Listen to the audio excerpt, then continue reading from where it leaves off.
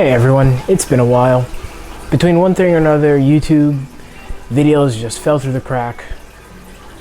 And now I'm moving. So I thought it would be good to show off some of these tanks. Some of them will be going away, unfortunately. Some of them will be being sized down a bit, but we'll talk about that in a bit.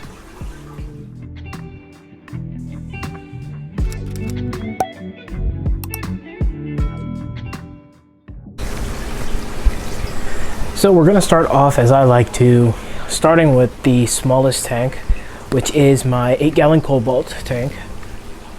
This tank has been housing my colony of red mosaic guppies and fire red cherry shrimp, which to this day have both been doing well. I have been seeing a few oranges being thrown by the cherry shrimp, but for the time being I haven't been messing with their genetics much just because I've been so busy. Earlier last year, I did trade off some of the guppies to thin out the colony a bit, and their numbers have pretty much bolstered back up at this point, and there's probably at least 25 to 30 fry in here. So everything is doing well. The plants in the tank, as you can see, they're all sitting in pots right now.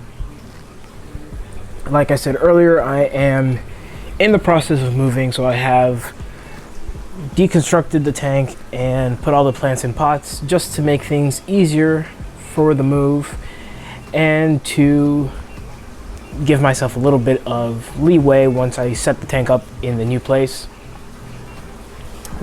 That way the plants can still grow and thrive, and I don't have to rush to get them into escape so that they keep some of their shape. But this tank is going to be coming with me to the new place, same inhabitants, same plants. I do have some new driftwood and rocks ready for it. So once this tank is set up and I have the time, I do want to get this rescaped. Want to play with something a little bit different than what I used to have in this tank. And now we come over to the US Native Paludarium 2.0.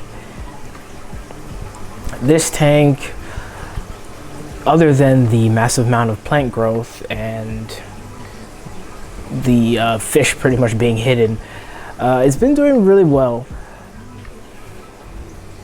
Most notably, the Ludwigia that I've been experimenting with growing immersed has essentially just shot off, which is exactly what I was wanting it to do, so I'm not complaining at all. The rest of the plants in the tank have been doing great. I've been keeping the dwarf sage to a minimum so that it doesn't choke out the waterway and the other plants like it was doing before. I would show off the fish in the tank, but like I said, they're hidden and there's so much duckweed on the surface that it's almost impossible to see in there with the camera. If I do happen to get some of them on view, I will put them up, but it's pretty much next to impossible.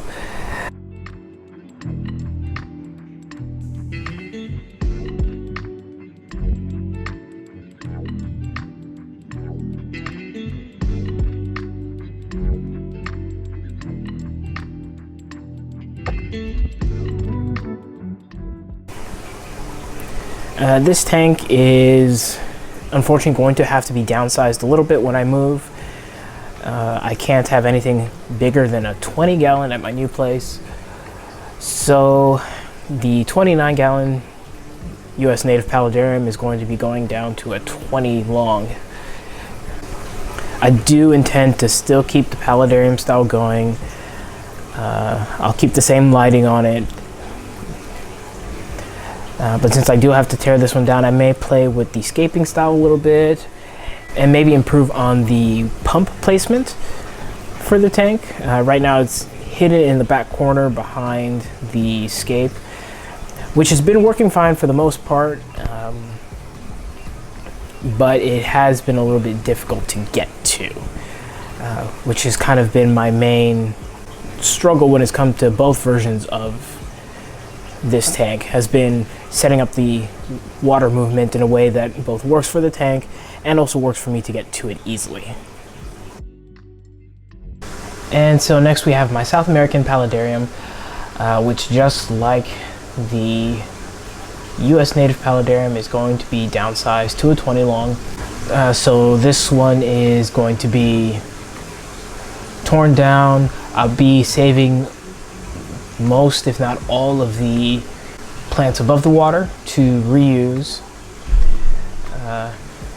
I think I'll be doing something a little bit differently though. Instead of having the lid like I do on this one, I may grow some of the plants above the rim of the tank and play with the scape that way.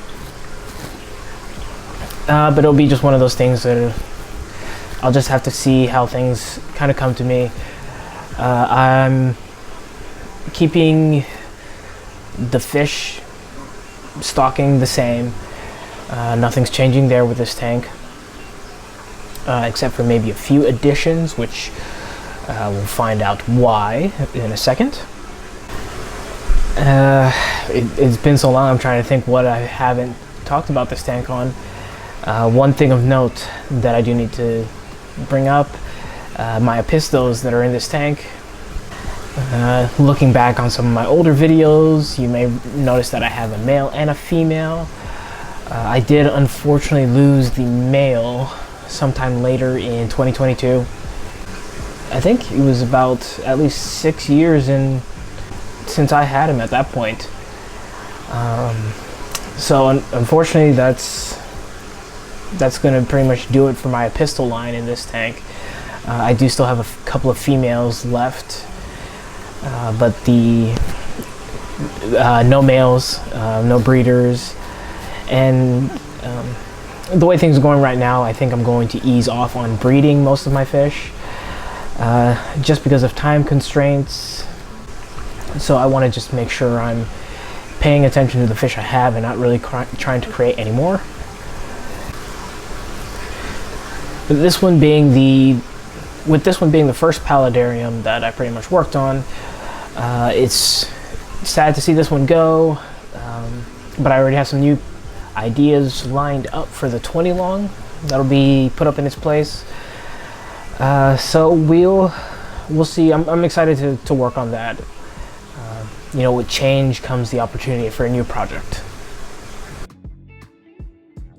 And finally, we come to the 40 breeder, which, as you can see, the water level is low, and the plants in this one are already in pots as well. But this one, this one's going to be a sad farewell for me, probably for the channel as well, just because I know you guys have really followed this tank for a long time. But this tank unfortunately has to go.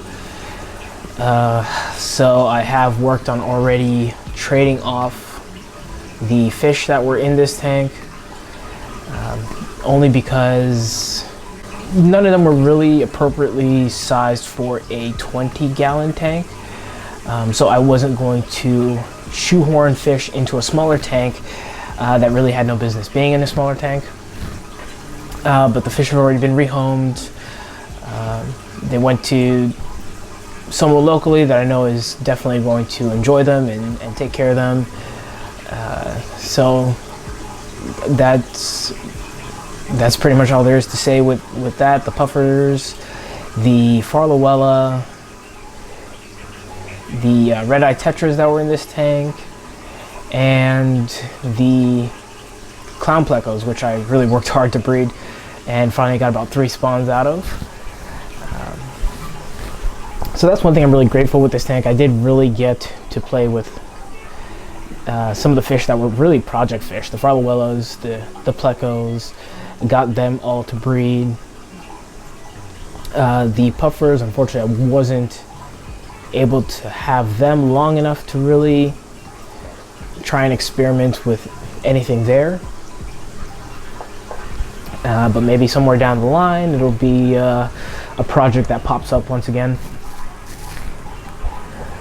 So the only fish that you see in there right now, the panda cories and the 2 Bolivian rams. which are a male and female pair, are the only ones that are going to be coming with me to the new place. They will be going into the South American 20-gallon. The Bolivian Rams are the third generation from my first Bolivian Ram spawn, probably about 10 years ago at this point. If you go back far enough in my channel, you'll find videos of my first spawn and the fry raised up there. And speaking of fry, I did have one surprise when I was tearing down this tank. The panda quarries go crazy. The panda quarries have been going crazy spawning in this tank since they've been put in here. I've already had one spawn that had a surprise fry make it, and when I was tearing down this tank, I actually found another one that made it more recently. So I think my numbers there are up to about 8 panda quarries. So I'll be keeping them. They're an enjoyable fish, and they're small enough where they'll be able to live right at home in a 20-gallon without any issues. So that's the state of all the tanks as of right now. Like I said, I'm in the process of moving, so as I get things situated at the new place and start scaping, I'll definitely make sure to upload videos of those processes, especially the paludariums, which are essentially project tanks for me, and I really enjoy putting those together. But anyways, everyone, thanks for tuning into this video, and I will see you all in the next one.